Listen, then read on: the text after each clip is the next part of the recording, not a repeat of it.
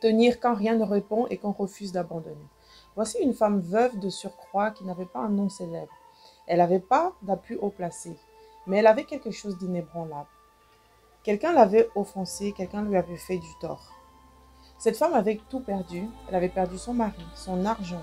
Pourtant, chaque matin, elle se présentait devant le bureau de l'homme le plus puissant de la ville pour demander justice. Voici l'histoire de cette dame et pourquoi elle change tout pour vous aujourd'hui.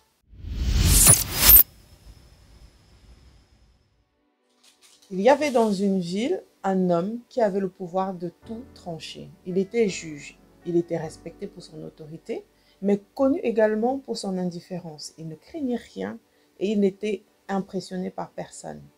Mais un jour, une femme, sans nom ni fortune, s'est tenue devant ce juge. Elle lui a simplement dit « Fais-moi justice contre mon adversaire ».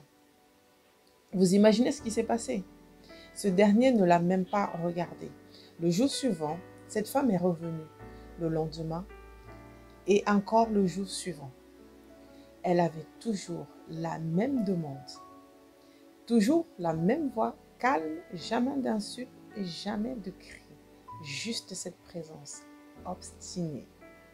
Cette fidélité à sa propre cause et un refus de s'effacer. Les semaines ont passé, elle était toujours là, assise, tantôt debout, à attendre, à revenir et à dire la même chose. Et puis un jour, le juge s'est dit à lui-même, j'en ai assez. Non pas parce qu'il s'est soudainement préoccupé de la justice, mais parce qu'il s'est dit, cette femme finira par m'user, alors qu'on lui donne ce qu'elle demande.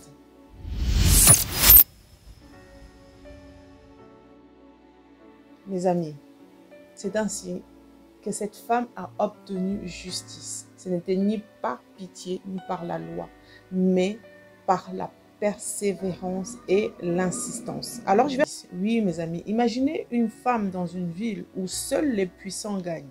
Il y a une forme de courage qu'on ne voit pas. Ce n'est pas le bruit des armes, ni des grandes déclarations, mais juste la conviction de rester debout, faire un pas encore un jour de plus. Certains combats ne se mènent pas avec des cris, mais avec des pas minimes, même quand tout semble inutile, mais surtout dans la même direction. Pourquoi cette histoire traverse les temps et ça nous apprend une loi universelle? Elle nous apprend que la résistance finit par faire tomber les murs. À force de persister, à force de résister et à continuer, les murs finissent par tomber. La deuxième chose qu'elle nous apprend, c'est que le silence n'est pas un refus.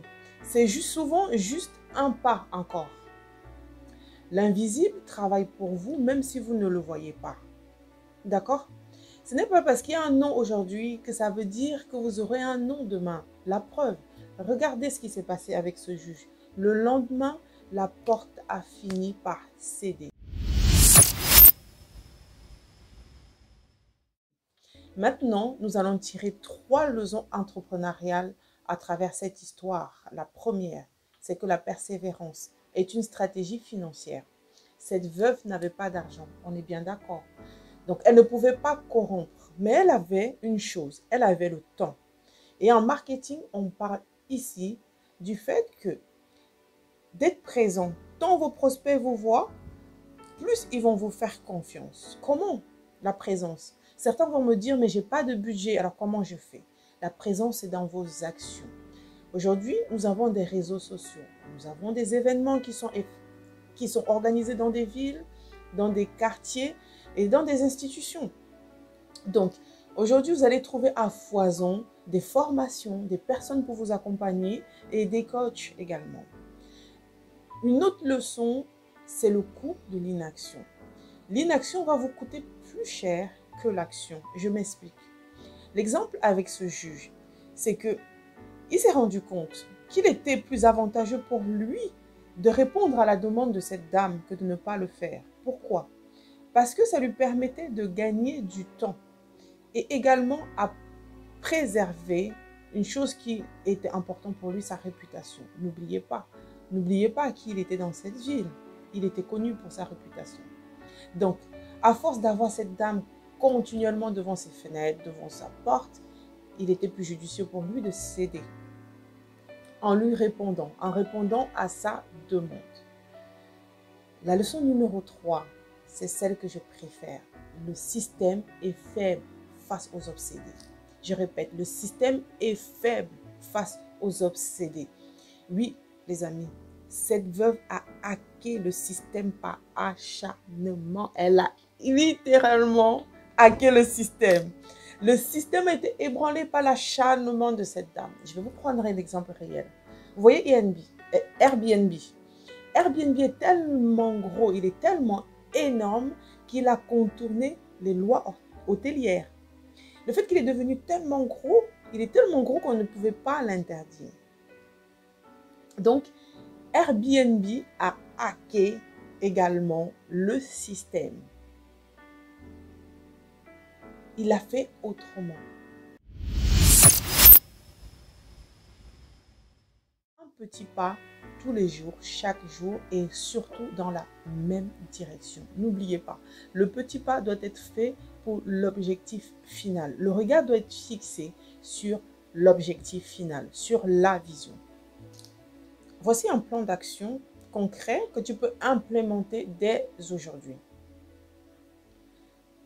Qu'est-ce que c'est? Dans un premier temps, tu dois lister qui est ton juge aujourd'hui.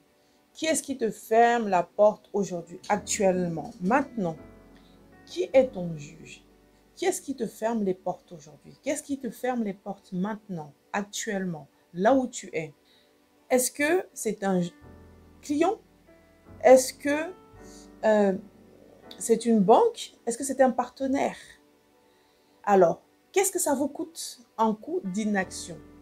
Qu'est-ce que vous avez à perdre en étant inactif? Une fois que vous avez fait le bilan de tout cela, allez-y, frappez, continuez à frapper 10 fois, 5 fois, 20 fois s'il le faut.